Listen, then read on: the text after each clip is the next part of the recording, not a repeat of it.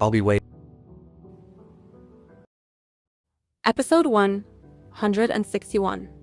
A Symphony of Fangs and Claws. The evening sun filtered through the labyrinth's impossible windows, casting patterns of light that shifted between realities with each passing moment. The castle hummed with its usual organized chaos, 15 children gradually settling into their evening routines, while 56 adults coordinated the complex logistics of a household that defied every conventional understanding of family structure.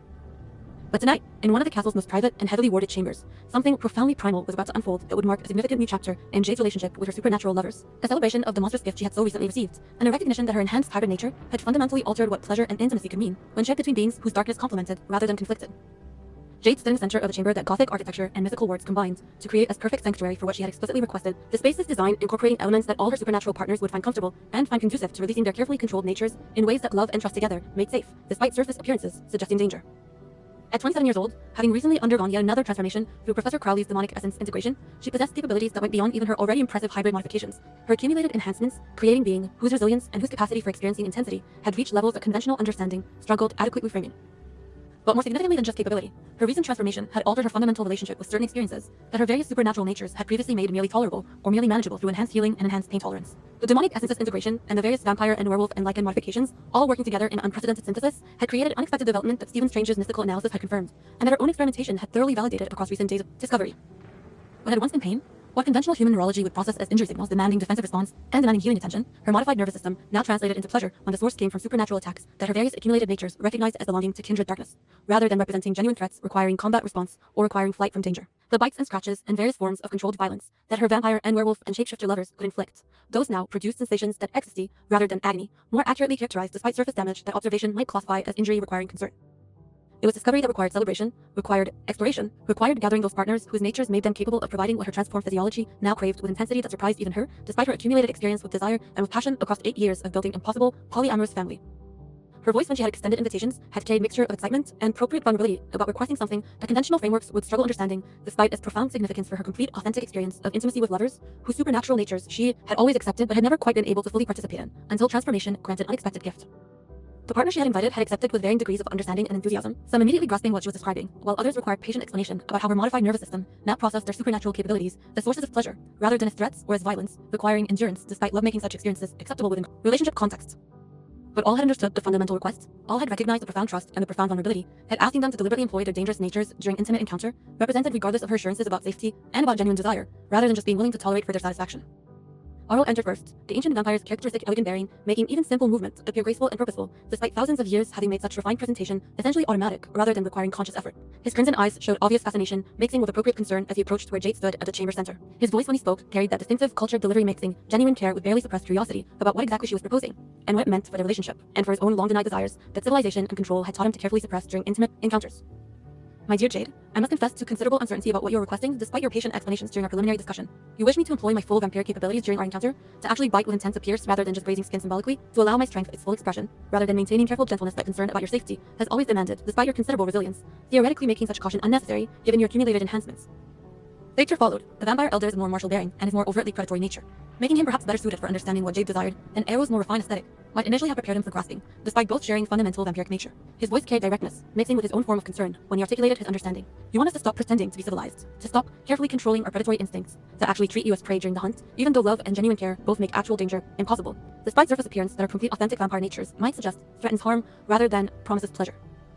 Lucian and Jacob Black had arrived together, the two werewolf leaders whose different specific origins nonetheless shared fundamental beast nature, making them natural partners for understanding what Jade craved from supernatural lovers, whose claws and whose teeth both represented capabilities that careful control usually suppressed during intimate encounters, despite their obvious potential for creating intensity if properly employed. Lucian's voice carried his characteristic intensity, mixing with obvious desire when he spoke.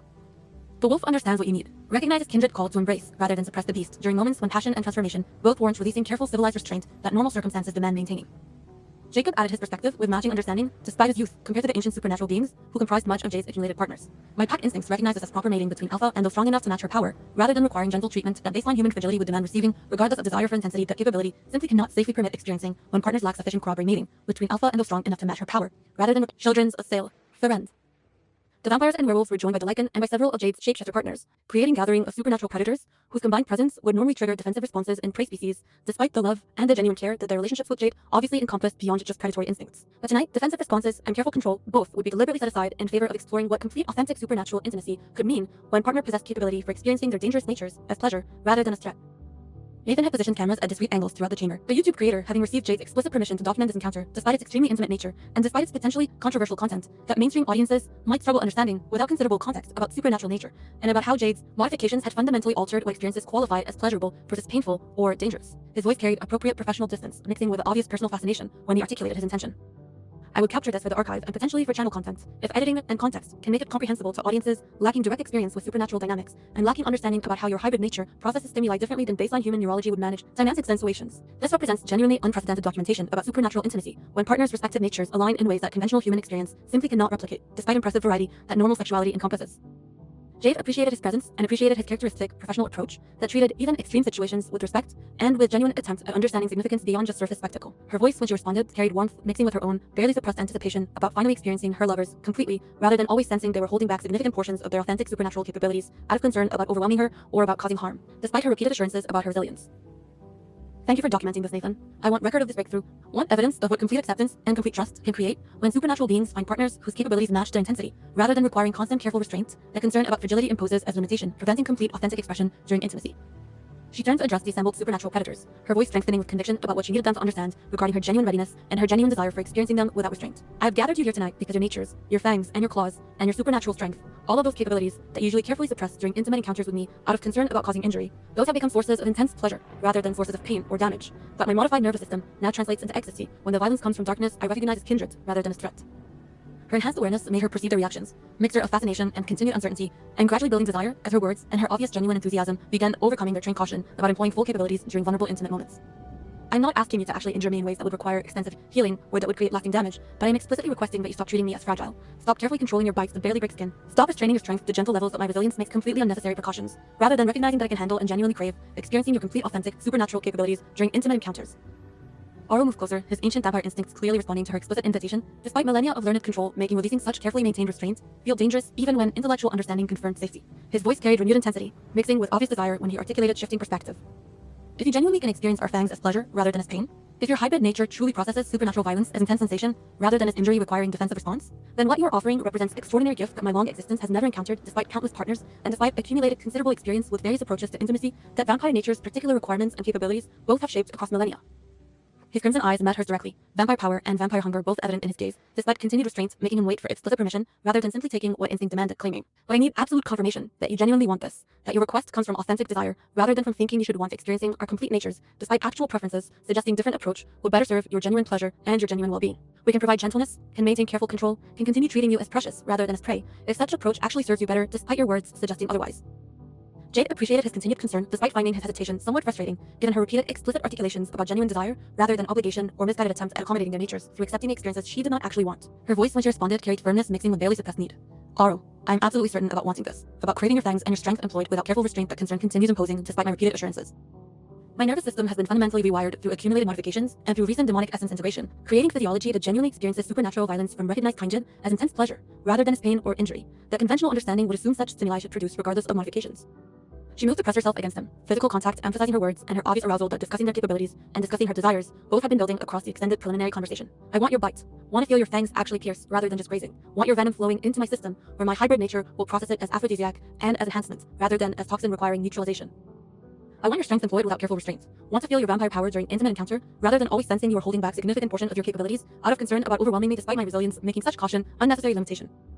Aro's response came through action rather than through continued verbal discussion, his vampire nature apparently having finally accepted her explicit consent and her obvious genuine enthusiasm as sufficient permission for releasing carefully maintained restraints that millennia had made almost automatic during intimate encounters. His movement was blur of supernatural speed, his arms wrapping around her with strength that would shatter normal human bones, despite his maintaining sufficient control that her enhanced durability experienced intense pressure rather than actual structural damage that excessive force would produce if applied without any moderation.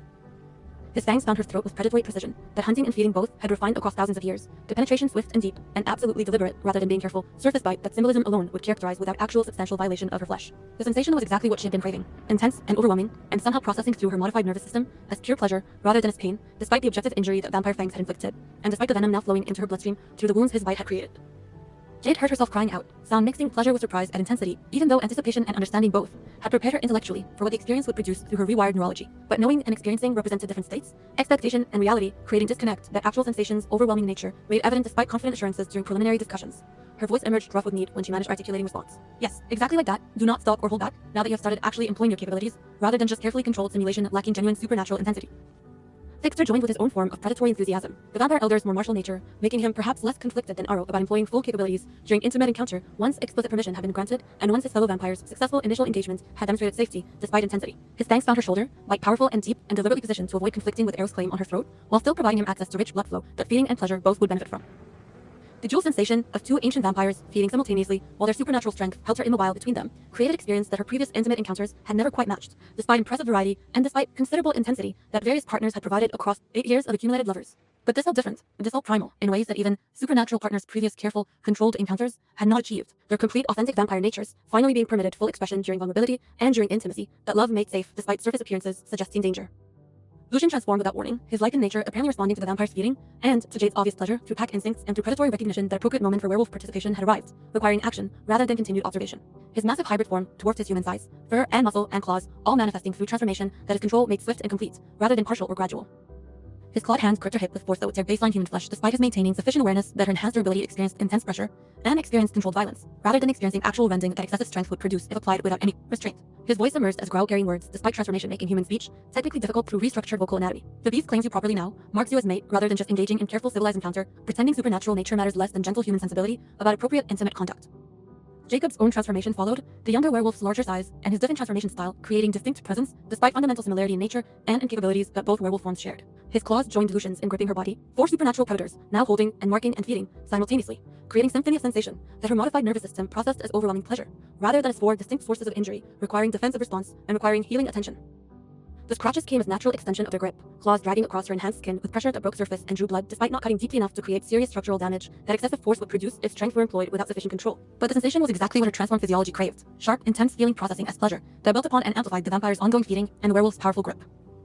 Jade felt herself being lifted, 4 supernatural beings coordinating their movements with instinctive precision that pack dynamics and predatory cooperation both made natural despite lack of verbal communication about positioning or about coordination. She found herself supported entirely by their combined strength. Her body held immobile between vampire fangs and werewolf claws, while her legs wrapped around Lucian's transformed waist, seeking stability and seeking greater intimacy that positioning would facilitating. Lucian's entry when it came was powerful and immediate, his transformed anatomy creating experience that human physiology could never replicate, despite werewolf nature maintaining fundamental compatibility that pure beast form would not have permitted achieving. The sensation combined with ongoing feeding and ongoing scratching to create overwhelming cascade of pleasure that her nervous system struggled processing, despite enhancement and despite modifications, theoretically, making such intense experiences manageable through superior information handling capabilities. But theory and practice represented different realities. Anticipation and actual experience creating disconnect that overwhelming nature made evident through her loss of articulate speech and through her awareness fragmenting into pure sensation, rather than maintaining coherent consciousness that analysis and communication both would require preserving. She was reduced to pure experience, pure feeling, pure response to what 4 supernatural predators were creating through their coordinated assault on her senses and on her body. The vampires continued feeding, their venom combining with her hybrid nature to create escalating feedback loop that arousal and pleasure both amplified, rather than diminishing, through toxin neutralization that purely defensive response would have attempted if her body had processed their bites as threats requiring countermeasures. But her physiology recognized them as mates, as beloved partners whose darkness matched her own accumulated supernatural modifications, treating their venom as enhancement rather than as poison, and allowing it to flow freely through her system, creating effects that aphrodisiac rather than antidote more accurately characterized. The werewolf's claws maintained their grip, periodically shifting position and creating new scratches that accumulated damage her healing factor would address, but that current moment made her experience as additional sources of intense pleasurable sensation rather than as injuries requiring immediate attention. Their strength held her completely immobile despite her own considerable power, theoretically making escape possible if she chose, attempting resistance, rather than surrendering completely to what they were providing through their coordinated supernatural capabilities. Victor released her shoulder temporarily, his feeding apparently having satisfied immediate hunger despite vampiric nature, making complete satiation essentially impossible to achieve through any finite amount of blood consumption. But his fangs found new target almost immediately. Her breast providing fresh source and providing different sensation, that location, and that nerve density, both made distinct from previous throat and shoulder bites despite fundamental similarity in penetration and venom delivery. Aro followed Victor's example, releasing her throat but immediately claiming her other breast for his continued feeding, the symmetry apparently pleasing his ancient aesthetic sensibilities despite the practical consideration of blood access being primary functional motivation. The dual sensation of vampire fangs piercing sensitive flesh, while werewolf claws maintained their grip, and while Lucian's powerful thrust continued creating mounting pleasure, became genuinely overwhelming, her consciousness briefly threatening to fragment completely under assault, that even her enhanced processing struggled adequately managing. Jacob's massive form pressed against her back, his claws finding purchase on her hips and shoulders, while his transformed anatomy sought entry that positioning would permit alongside Lucian's ongoing penetration, if coordination and supernatural flexibility both made such double penetration feasible, despite apparent physical impossibility that baseline human limitations would absolutely prevent attempting, regardless of desire or regardless of theoretical interest, in such intense experience. But her hybrid nature and their supernatural capabilities together made impossible become merely difficult. Coordination and strength, and her own considerable flexibility, all combining to permit Jacob's entry despite the overwhelming fullness and despite the intense sensation that dual penetration created when combined with ongoing vampire feeding and ongoing scratching from multiple clawed hands maintaining grip and to maintaining marking of her flesh. Jade felt her awareness dimming, consciousness threatening to simply shut down under overwhelming assault that 5 simultaneous sources of supernatural intensity were creating through their coordinated efforts. But her hybrid nature's resilience prevented actual loss of consciousness, kept her aware and experiencing despite everything suggesting that retreat into temporary oblivion would represent mercy that excessive stimulation warranted granting through protective mechanism that overwhelming input typically triggered regardless of whether experiences were pleasurable or painful in their specific character. The climax when it arrived felt less like peak and more like detonation. Sensation exploding through her entire being, with force that seemed likely to cause actual damage, despite her considerable resilience, theoretically making such concern unnecessary, even during extreme experiences. But the intensity genuinely tested her limits, pushed boundaries that previous encounters had not adequately prepared her for, despite considerable experience, and despite theoretical understanding about what her modifications should permit tolerating. The supernatural predators continued their coordinated assault to her peak, none of them stopping or gentling their tensions despite her obvious overwhelming response that baseline instincts might interpret as a stress requiring cessation, rather than recognizing as intense pleasure that continuation would extend rather than diminish through sustained stimulation. The vampires fed, the werewolves thrust and clawed, and Jade experienced sensation after sensation, cascading through a nervous system that processed everything as pleasure, despite objective damage that healing factor would eventually need addressing once current encounter concluded.